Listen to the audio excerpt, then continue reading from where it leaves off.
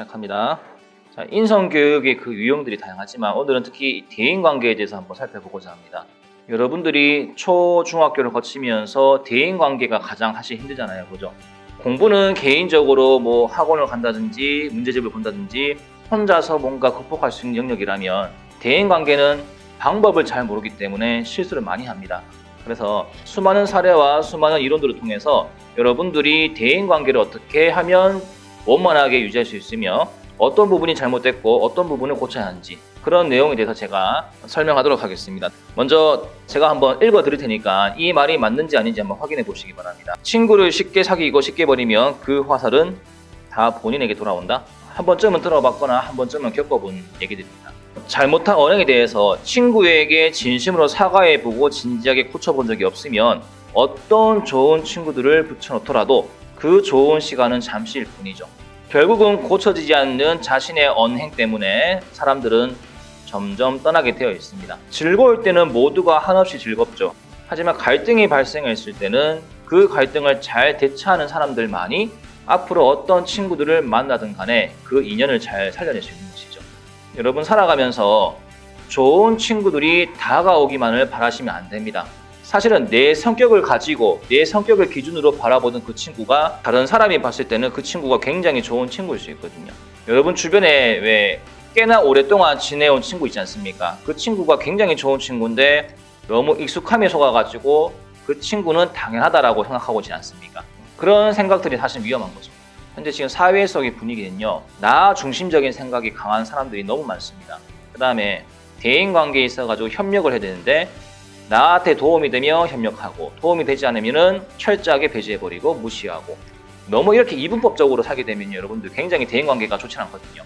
필요할 때만 찾는 친구들이 안 좋은 거 아시죠? 그래서 대인관계를 계산하실 때요, 정답에 들어맞는 그런 계산이 아니고 현명하게 계산하셔야 됩니다.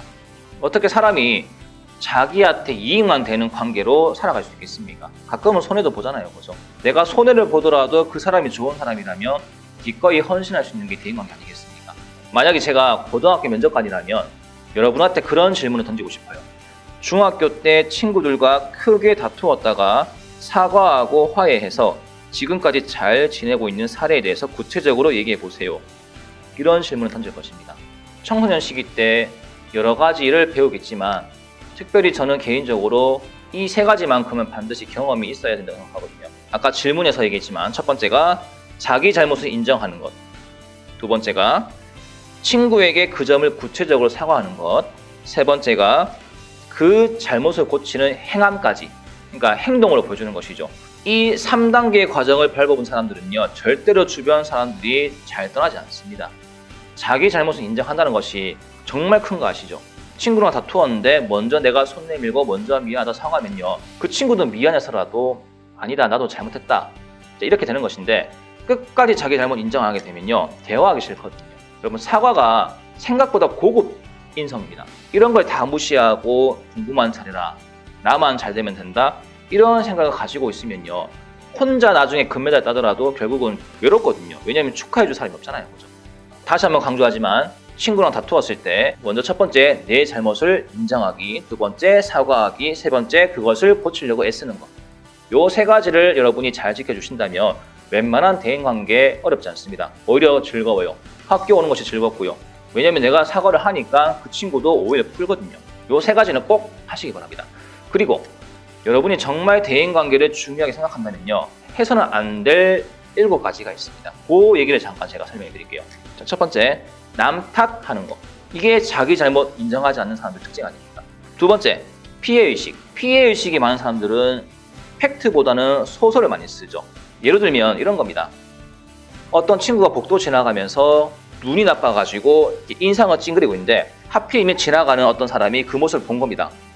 그러면 오해할 수 있죠. 그 상황을 다른 친구한테 가가지고 막 얘기합니다. 아까 어떤 애가 지나가면서 나쁘게 보더라. 이런 식으로 자기 주관대로 해석해서 친구한테 얘기를 막 합니다. 근데 그 친구들도 그 얘기를 조금 걸러서 들어대는데 뭐 진짜 나쁜 놈이네? 그러니까 이렇게 대화가 흘러간다고요. 어떤 친구의 상황을 고려하지 않고 나 주관대로 소설 쓰고 해석해가지고 다른 사람한테 얘기하는 거, 이게 생각보다 많잖아요, 여러분. 그리고 이런 것도 있습니다. 어떤 학생이 3일에 한 번씩 결석해요. 아프다고. 맨날 문자로 선생님 아파서 쉬겠습니다. 보통 어머니가 선생님한테 우리 아이가 좀 아프다 보니까 좀 쉬겠습니다. 진료 확인서 끊어가지고 보내겠습니다. 이렇게 하는 게 맞는데 학생이 일방적으로 선생님한테 문자로 항상 아프다고 통보하고 학교로 나오지 않고 그리고 3일째에 학교 와서 진단서를 제출합니다. 이게 한 달, 두 달, 세 달 계속 반복이 됐다고 합시다. 여러분이 선생님이라면 어떤 생각이 들까요? 좀 괘씸하죠 사실은. 학생이 자기 출결을 마음대로 쥐었다 뺐다 합니다. 그래서 한 번은 담임 선생님이 참다가 그 학생한테 혼냈다고 합시다. 네가 지금 그렇게 하는 행동이 규칙에 어긋난다. 어머니가 먼저 연락 오셔가지고 하는 게 맞지. 네가 어머니 생략하고 나한테 아파서 오늘 쉬겠습니다. 이렇게 하면 문제가 있지 않느냐? 이런 얘기를 했다고 합시다. 여러분 들었을 때 정당한 얘기죠. 그죠? 근데 이 친구는 어떻게 받아들이냐? 왜 나한테만 그렇게 나쁘게 대합니까? 왜 나만 싫어하십니까? 이렇게 해석하는 거죠. 이게 피해의식입니다, 여러분들. 그리고 딴 데 가가지고 나는 아파서 쉬는 건데 선생님은 아픈 거 가지고 뭐라 해. 그러면서 얘기를 지어내면서 친구들한테 공감을 얻고 위로 얻고 제가 나쁜 사람이 되는 거죠. 대화하실 때요. 적어도 팩트, 소설을 구분하셔가지고 대화하셔야 됩니다. 대부분 팩트보다는 자기 주관적인 감정이 많이 들어가잖아. 근데 그거를 잘 구별하라고. 친구 관계에 있어가지고 소설만큼 무서운 게 없거든요. 다음에 세 번째, 이간질. 이간질을 왜 하느냐? 질투 때문에. 주변 사람들이 저보다 잘 지내면 안 되거든요. 그래서 발악한다고 보시면 돼요. 예를 들면 제가 A고요. 제 베프가 B입니다. 그리고 이간질 하는 사람이 C라고 합시다. A하고 B 사이에 잘 지내고 있는데 C가 들어와서 어떻게 갈라놓을까요? 야, A가 B 너한테 잘해주는 이유가 사실은 네가 공부 잘하니까 유익한 거를 뽑아 먹으려고 니를 이용하는 것 같다. 다음에 이 C가 저한테 와가지고 야 A야, B가 너한테 잘해주는 거는 솔직히 좀 계산적이다. 이렇게 막 근거 없는 소문을 가지고 둘 사이를 갈라놓는 거죠. 그러면서 이제 어떤 생각하냐? 이 C 친구는 저랑 베프가 되게 원해요. 반드시 B를 제거해야지 자기 소유가 되는 것입니다. 그러니까 어떤 사람을 가지려는 그 소유, 그런 생각들이 결국은 주변 사람들의 관계를 다 이제 깨버리는 것이죠. 이게 굉장히 좋지 않습니다. 자, 그러면 한번 정리해 보겠습니다. 대인관계를 정말 중요하게 생각한다면 해서 안 될 것들. 첫 번째, 남 탓. 두 번째, 피해의식. 소설 많이 쓰는 거. 세 번째, 이간질. 나보다 잘 되는 것을 배합하는 거. 또는 그 친구를 소유하기 위해서 남들 관계를 갈라놓는 것들. 이게 이제 해서 안 되는 행동이고. 다음에 네 번째, 거짓말. 소설을 많이 쓰시는 분들은 거짓말을 굉장히 유창하게 많이 합니다. 거짓말 많이 하는 친구한테 신뢰가 있을까요? 없을까요? 없는 거 아시죠? 그 다음에 한 번 잘못하고 혼나고 끝나면 되는 것을 계속 꼬투리 잡고 변명하고 거짓말 하다가 일이 커지거든요. 한 번 정직해가지고 끝나면 될 것을 10번 거짓말 해가지고 일을 키워버립니다. 그럼 감당이 안 되거든요. 그럼 어떤 일이 벌어지냐? 이제 이런 상황까지 벌어집니다. 예를 들면 A라는 친구가 이제 거짓말을 밥 먹듯이 해요. 근데 교실에 왔습니다. 여기 B 친구가 있어요. 그러면 A 친구는 모든 사건을 수습하기 위해서 B한테 뭐라고 하냐? 야, 지금 이 시간에 내 교실에 안 온 거지? 니 그렇게 알고 있으리? 나중에 선생님이 묻거든. 나 이 교실에 없다고 해라. 이렇게 친구한테 거짓말을 시키거든요. 그러면 관계가 다 깨어지는 겁니다, 여러분들. 이 B와의 친구의 관계가 깨질 뿐만 아니고 선생님과의 관계도 깨어지는 것이죠. 그래서 거짓말을 자주 하게 되면요, 결국은 한 명을 속이려다가 전부 다 잃어버릴 수 있거든요. 이거는 제 경험도 많고요. 실제로 여러분이 겪어봤잖아요, 그죠? 거짓말이 얼마나 위험한지. 차라리 정직해가지고 한번 혼나는 것이 굉장히 현명하잖아요. 깔끔하고. 다음에 다섯 번째, 과장. 자기 잘못을 숨기고 남의 잘못을 부각시키는 것이 과장입니다. 여러분이 사용하는 대화 중에 과장이 꽤 있거든요. 내가 잘못이 있으면 좀 숨기고 싶잖아, 사실은. 그래서 남 잘못을 키워가지고 내 잘못을 싹 숨기면 일이 잘 진행되는 것 같잖아. 근데 여러분들 이 비밀은 다 들통나거든요. 사과하실 때 깔끔하게 내 잘못부터 인정하는 것이 제일 현명합니다. 그게 더 마음이 후련하거든요.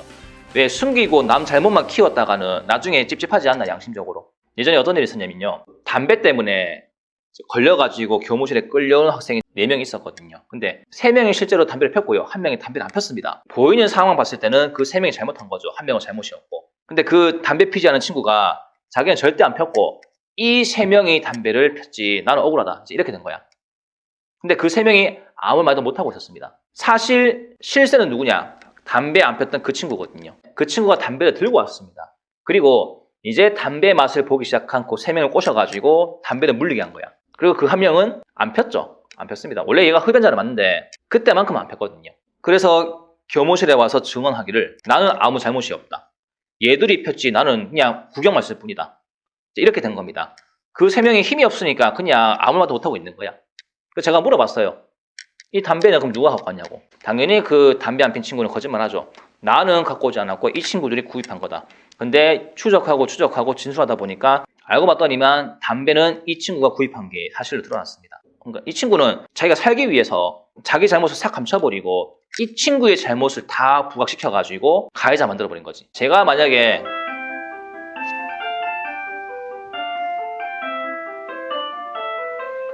만약에 그 담배 안 폈던 그 친구였으면요. 솔직히 제가 잘못을 인정했을 것 같습니다. 담배 제가 갖고 왔습니다. 그리고 이 친구는 그냥 그 담배를 피웠고 저는 피고 싶었는데 오늘 몸이 안 좋아가지고 안 폈을 뿐입니다. 담배를 가지고 왔던 그 사실은 제가 인정하고 제가 잘못했습니다. 그 잘못에 대해서 제가 어떤 처벌도 달게 받겠습니다. 이렇게 얘기하면요. 사실은 깔끔해요. 변명하지 않고 자기 잘못 인정하고 사과하고 친구들한테 잘못을 전가하지 않고 사건을 처리하는 선생님 입장에서도 물론 담배를 갖고 온 것은 잘못했지만 그 친구의 정직함에 대해서만큼은 인정하는 겁니다. 그게 신뢰거든요.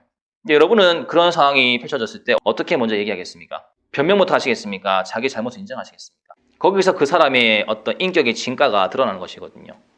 위기 순간에 그 사람의 본성이 드러납니다. 근데 그때만큼은 변명보다는 차라리 정직하게 고백하는 것이 가장 좋습니다. 아시겠죠? 정말 신고하죠.